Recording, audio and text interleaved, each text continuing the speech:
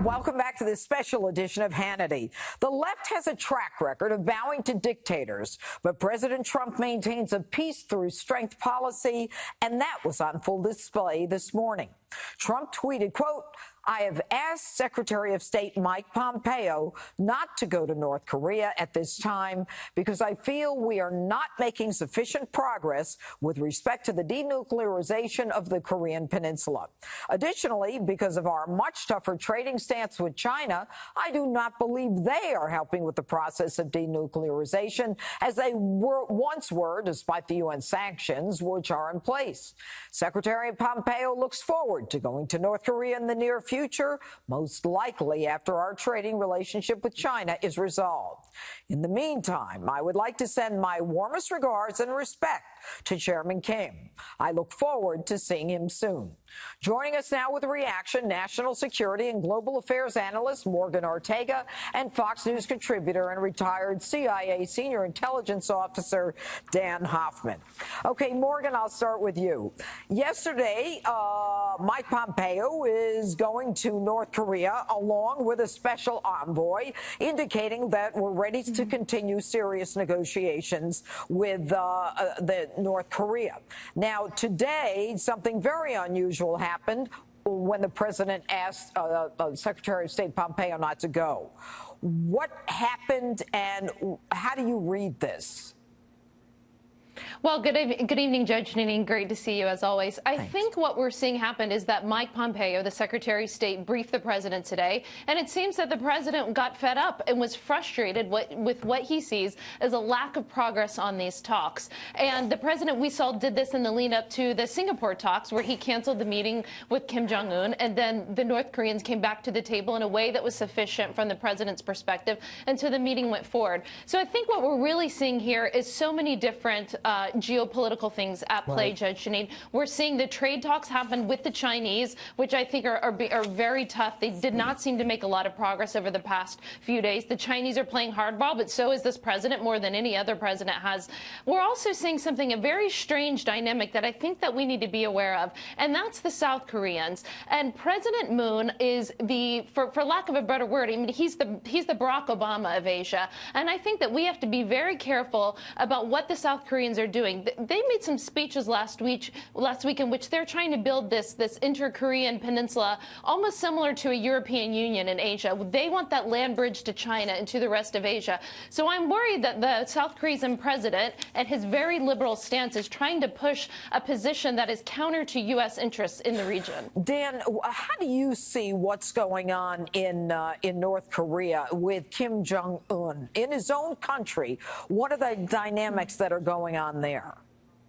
Well, first of all, we've submitted proposals for a pathway and a timeline for denuclearization, and thus far, Kim Jong-un has resisted those. He's trying to exact maximum economic gain without giving up the nuclear arsenal on which his regime's security depends. And that really does reflect the fact that his economy is in free fall. He needs immediate help, and he has to play to his own stakeholders in the military. You may recall that just before the summit, Kim Jong-un removed 3 top defense officials, including his chief of intelligence and his minister of defense. He's got to be very concerned and aware of the reaction from his own, for lack of a better word, military base. He's been ruthless about suppressing his own people and ruthless about killing those who get in his way, including his half-brother in Malaysia. Well, but if Kim Jong-un, I'm going to stay with you, Dan, for a minute. If he's in a free fall, the economy, how does he juggle all of this? It's a delicate balancing act, but he's getting a lot of help right now from China as well as from Russia. And that is, I agree with the president, that's the real challenge for us, is we need to step up those sanctions. I think it might be a time for us to consider reinstituting those military exercises just to put a little bit more pressure on Kim Jong-un, but also on China and Russia, and show them that we're serious.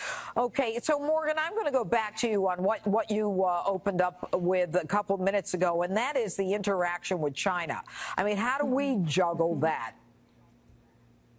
It's an incredibly complex issue, but I think that the way President Trump is countering China is the single most important thing that, from a foreign policy perspective, that he will do in his presidency, Judge. See, we have not had the stomach to do what it takes to counter China, and we tend to look at North Korea and China. We look at trade, we look at sanctions, we look at these issues in silos, and I think what's really smart about what this administration is doing, and a lot of people would disagree with me on this, but I think the fact that we are looking at the Chinese, looking at the theft of IP, looking at sanctions on North Korea, and trying to negotiate with them in a package, I think is a smart strategy. But mind you, this is not something that's going to happen that the President Trump is going to win in the next month, or maybe even the next year. This is something where we have to have sustained pressure against the Chinese, because most of the world thinks that when the going gets tough, that America cuts and runs. That's certainly our reputation for the last 8 years. Look what happened in the Middle East. Look when Russia invaded Ukraine and President Obama did nothing. Our reputation is that when it gets tough, we leave, and people don't believe that the President Trump is necessarily going to keep the required pressure on China and on North Korea. I believe he will. I believe this is a president who means what he says, and I think that the Chinese and the North Koreans are wrong to test him. And Dan, what do you think the long-term game plan should be with respect to North Korea and China by the United States? Well, I think Morgan's points are spot on. The North Korea challenge for us is intertwined with everything else in the region. And there's no question that China and Russia would like to reduce, if not eliminate altogether, our military presence and our influence in the region. And so we do need to demonstrate we're in it for the long haul. We also have to have realistic expectations. One more point, Judge, that I would highlight is when the president was making this decision, he had Andy Kim in the room. Andy is the chief of the CIA's Korea Mission Center, along with Secretary Pompeo. This shows the president making a very deliberate decision based on intelligence and the best diplomatic advice he could get from Secretary Pompeo. And I think we should be reassured by that process, which was spot on. All right. And just a few seconds left, Morgan. What about, the satellite imagery that seems to indicate that they are still working on, that North Korea is still working on its nuclearization? Don't they know we could see that stuff? Yeah, you would think they would know that by now for sure. And we also saw that Secretary Pompeo went to the UN just a few weeks ago and called out the Russians and called out the Chinese for these ship-to-ship oil transfers in which they were evading sanctions. So I think that the president might need to consider going back to the maximum pressure campaign. I think clearly from his tweets today that he's still trying to keep a relationship with Kim Jong-un, because from his perspective, Kim Jong-un promised denuclearization, but might be time to go back to maximum pressure. Clearly. All right. Great discussion. Thank you, guys.